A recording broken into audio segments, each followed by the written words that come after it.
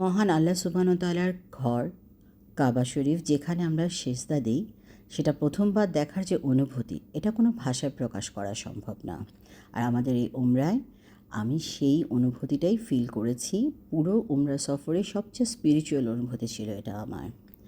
আর এই অনুভূতিটা যদি পেতে চান, সেটা উমরা বা হজের মাধ্যমে হোক, আপনাদের কিছু প্রসেস ফলো করতে হবে। হজের ক্ষেত্রে তো মুআল্লিম ধরতে হয়, উমরা এখন নিজেরাই করা যায়।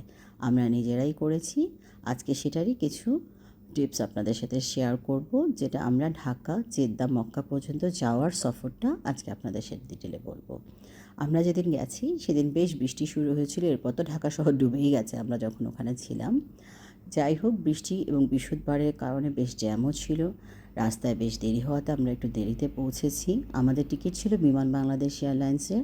ভিসা করার আগেই টিকিট করতে হয়েছে ভিসা প্রুফের জন্যে।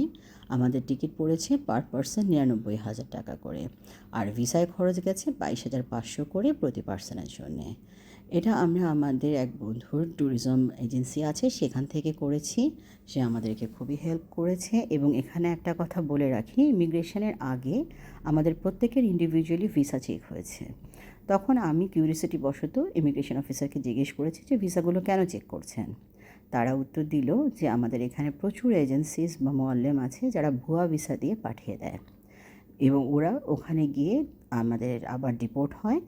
এটাই বন্ধ করার জন্য এখান থেকে এরা চেক করে। মানুষের স্বপ্ন কিভাবে ভাঙে তাহলে বোঝেন। এই জন্যে সবসময় একটা ট্রাস্টেড কোনো এজেন্সি থেকে ভিসা করবেন। যদি আমার ফ্রেন্ডের এজেন্সি থেকে করতে চান, আমি লিঙ্ক দিয়ে রাখবো, ইউ ক্যান ট্রাই। আমরা প্লেনে বেশ ভালো সিট পেয়েছিলাম, যদিও দেরি করে যাওয়াতে একসাথে ৫ জন পাইনি। ৩ জন পেয়েছিলাম হচ্ছে গিয়ে একদম এমার্জেন্সি ডোরের কাছে, যেটা আমার হাজব্যান্ড এবং বড় ছেলের জন্য খুব সুবিধা হয়েছে। লেগ স্পেস পেয়েছে ভালো। আমিও সুন্দর ব্যাগ ট্যাগ দিয়ে পা তুলে শুয়েই পড়েছি বলতে পারেন। আমাদের যে বিমানের ক্রু ছিলেন তিনি খুবই ভালো ছিলেন, আমাদেরকে খুবই হেল্প করেছেন। ফুড দেওয়া থেকে শুরু করে চা, কফি, এভরিথিং যখনই যা লেগেছে ওনারা আমাদের সবসময় কোর্ডিয়ালি সাহায্য করে গেছেন। বিমানের স্টাফদের এত অ্যাক্টিভ আমি আসলে খুব কম দেখেছি, দেখে ভালোই লাগলো। মেল স্টাফরা এখন বেশ অ্যাক্টিভ, তবে ফিমেল স্টাফদের বদলায়নি এখনও সেভাবে, সেই যেরকম ছিল আগে ওরকমই আছে। যাই হোক, আমরা এখানে এসে বাসের হাত থেকে মুক্তি পাইনি। টার্মিনালে এসে প্রথমে বোর্ডিং ব্রিজ দিয়ে নেমে আবার সিঁড়ি দিয়ে নামতে হয়েছে, নেমে বাসে করে যেতে হয়েছে ইমিগ্রেশনে। ইমিগ্রেশন প্রসেস বা স্মুথ, আমরা সহজেই লাগেজও পেয়ে গেছি। এরপরে বের হয়ে আমাদের যে ভিসা করেছে তাদের থ্রুতেই আমাদেরকে জেদ্দা থেকে মক্কা ট্রান্সপোর্টেশন নিতে হয়েছে। আদারওয়াইজ নুসুকের যে লোকরা আছে এরা ঝামেলা করে। এই জন্য আপনারাও যার কাছ থেকে ভিসা করবেন তার কাছ থেকে এই ট্রান্সপোর্টেশনটা নিয়ে রাখবেন, কারণ গিয়ে একটা ঝামেলার পড়ার কোনো মানে হয় না। আমাদের যে ড্রাইভার ছিলেন উনি আমাদের সাথে কন্টিনিউয়াসলি কন্ট্যাক্টে ছিলেন। উনি এসে আমাদেরকে রিসিভ করে পেপারগুলো সব নুসুকে নিয়ে ক্লিয়ার করে আমাদেরকে নিয়ে রওনা দিয়েছিলেন জেদ্দার থেকে মক্কার উদ্দেশ্যে।